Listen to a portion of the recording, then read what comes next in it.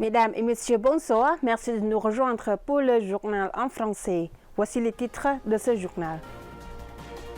Entretien entre le ministre de l'Économie et des Finances et la nouvelle coordinatrice des Nations Unies au Cambodge. Congrès annuel du ministère de l'Éducation, de la Jeunesse et des Sports. Entretien entre son Excellence le Dr Ly Thoc et son Excellence Vang Vinh Binh. Le Cambodge proteste fermement contre les activités illégales des forces armées thaïlandaises. Son Excellence Akek Bandar Sapiecha Onpoameniruan, vice-premier ministre et ministre de l'Économie et des Finances, a reçu une visite de courtoisie et s'est entretenu avec Madame Viladanka Andriva, coordinatrice résidente des Nations Unies au Cambodge, à l'occasion de sa prise de fonction officielle de son mandat au Cambodge.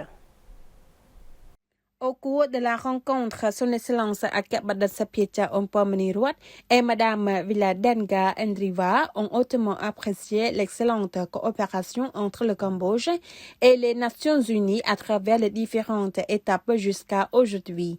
Ils ont également discuté de plusieurs sujets importants afin de renforcer et de promouvoir davantage cette coopération pour répondre de manière prioritaire et rapide aux besoins urgents, notamment ceux des réfugiés cambodgiens le long de la frontière entre le Cambodge et la Thaïlande, ainsi que des travailleurs cambodgiens en Thaïlande revenus au pays, les besoins de développement à moyen et long terme du Cambodge. Son Excellence a informé des graves impacts causés par la guerre et des interventions mises en œuvre par le gouvernement royal dans le cadre des programmes de protection sociale et des mesures urgences successives avec le soutien des partenaires de développement, y compris des agences des Nations Unies au Cambodge. Environ plus de 4000 familles déplacées qui ne peuvent pas encore retourner chez elles font l'objet d'une attention particulière. Le gouvernement s'emploie à transformer les camps en abris temporaires, à organiser les services publics et les infrastructures de base nécessaires tout en mettant en œuvre divers programmes d'assistance sociale pour un soutien à moyen et long terme afin de rétablir rapidement les moyens de subsistance des populations. Le gouvernement royal a également reçu une aide humanitaire des subventions de la Chine ainsi que de la Banque asiatique de développement BAD qu'il prévoit d'utiliser prochainement pour la reconstruction des infrastructures endommagées par la guerre. Par ailleurs, pour plus d'1 million de travailleurs cambodgiens revenus de Thaïlande, le gouvernement poursuit ses efforts pour faciliter leur insertion professionnelle rapide au niveau national à travers des services de mise en relation pour l'emploi, des programmes de formation et de renforcement des compétences upskilling et reskilling, la promotion de micro-entreprises ainsi que d'autres programmes d'appui.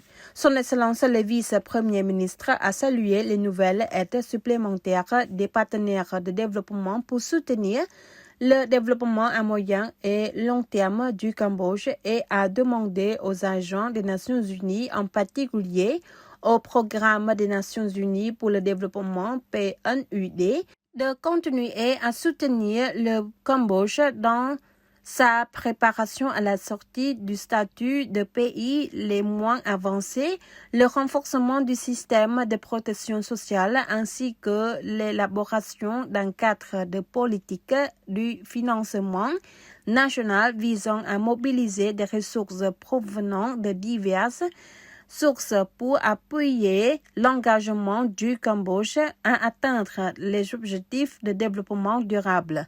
Madame Viladanka Andriva a de son côté exprimé sa gratitude pour l'accueil chaleureux de son Excellence et a hautement apprécié l'excellente coopération avec le gouvernement royal du Cambodge.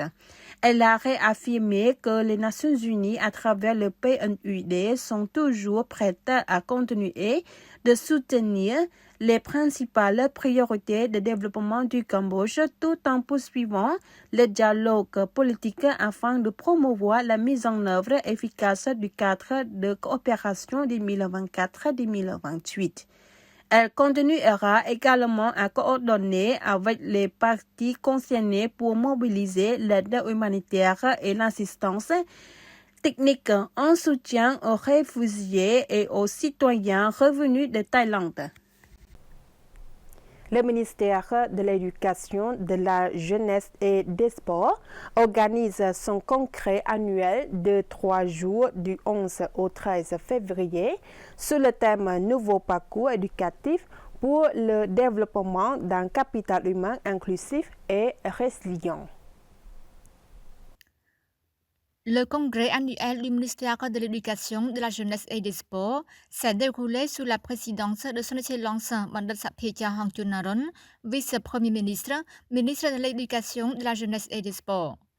L'événement se tient 3 jours du 11 au 13 février 2026 à l'Institut de technologie du Cambodge ITC sur le thème Nouveau parcours éducatif pour le développement d'un capital humain inclusif et résilient.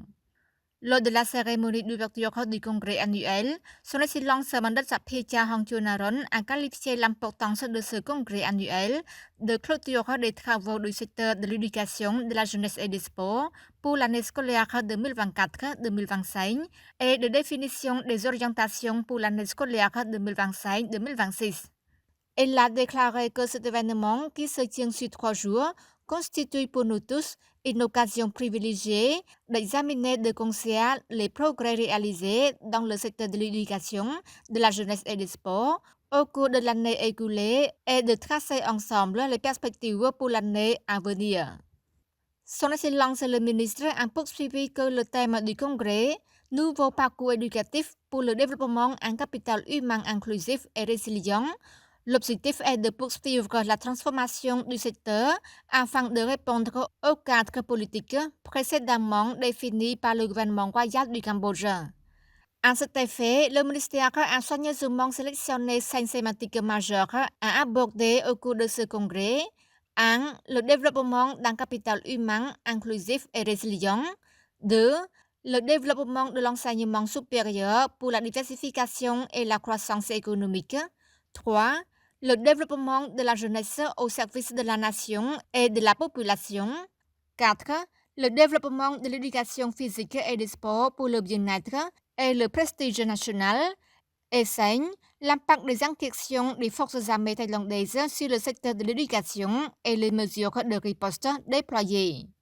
Parallèlement, l'objectif fondamental de ce congrès annuel est de dresser le bilan des réformes du secteur de l'éducation engagées sur tous les fronts depuis 2013.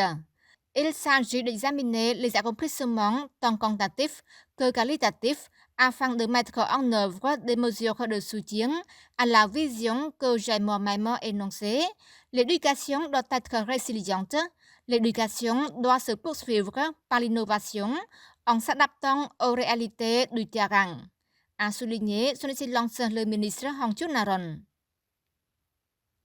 L'autorité cambodgienne d'action contre les mines et d'assistance aux victimes CMAA et l'ambassade de Chine au Cambodge félicitent les réalisations de la coopération en matière de déminage au Cambodge. Lors de la rencontre, son Excellence le Dr Ly Thuc, ministre d'État et premier vice-président de l'autorité cambodgienne d'action contre les mines et d'assistance aux victimes CMAA, a révélé les réalisations en matière de déminage au Cambodge et a remercié le gouvernement et le peuple chinois pour le soutien dans le déminage, l'expertise technique, le renforcement des capacités, la sensibilisation en engins explosifs et le sauvetage des victimes ainsi que pour le soutien à la mise en œuvre du projet Coopération Mekong-Lancang en matière de déminage. Son Excellence, le ministre d'État, a également remercié la Chine pour son aide urgente apportée au déminage suite au conflit cambodgien-thaïlandais et pour l'aide humanitaire fournie aux personnes déplacées. Dans le même temps, il a salué la contribution de la Chine dans le domaine du déminage qui a véritablement répondu aux besoins prioritaires des populations locales et permis de réduire les risques.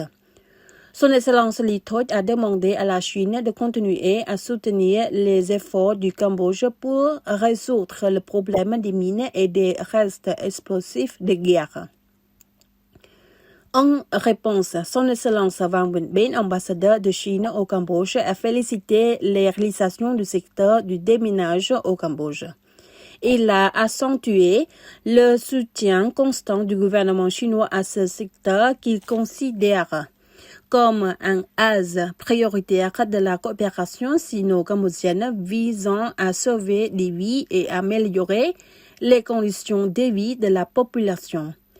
Parallèlement, Son Excellence l'ambassadeur de Chine a souligné l'importance de la coopération entre l'autorité cambodgienne du déminage et l'ambassade de Chine et a annoncé son intention d'organiser une visite conjointe en 2026 afin d'inspecter les activités de déminage menées dans le cadre du projet soutenu par la République populaire de Chine. Le ministère cambodgien des Affaires étrangères et de la coopération internationale a exprimé sa ferme protestation contre la poursuite des activités illégales des forces armées thaïlandaises dans certaines zones de la province de Banteay Minh Chey au Cambodge.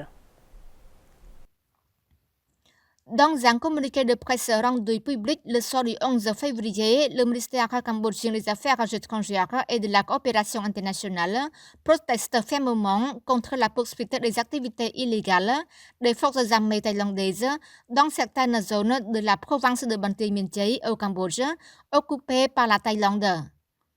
Selon le communiqué, cette protestation fait suite au rapport des autorités locales faisant état de la destruction de nouvelles infrastructures civiles et de bâtiments administratifs par l'armée thaïlandaise dans la zone de Bang Tra Cuon, située dans les postes frontières 33 et 36 dans le district de Thmapur. Aux alentours du village de Sok Sang, commune de Bay Chuan, district de Treu, situé entre les postes frontières 46 et 47, un canal a été creusé, une route construite et un étang comblé.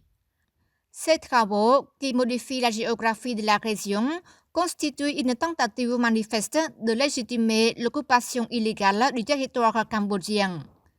Le ministère des Affaires étrangères a souligné que ces actions contreviennent à la Charte des Nations Unies, à la Charte de l'ASEAN et au point 1 de la déclaration conjointe de la 3e réunion extraordinaire du Comité général des frontières du 27 décembre 2025 sur les mesures de désescalade des tensions, ainsi qu'au procès verbal de la réunion extraordinaire du Comité mixte des frontières Cambodge-Thaïlande du 22 octobre 2025.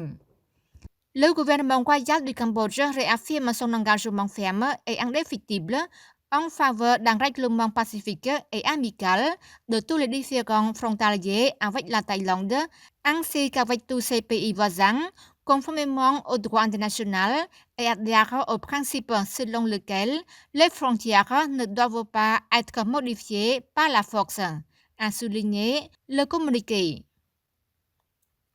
C'est la fin de ce journal. Mesdames et messieurs, merci de nous avoir prêté attention. Très bonne soirée sur TVK.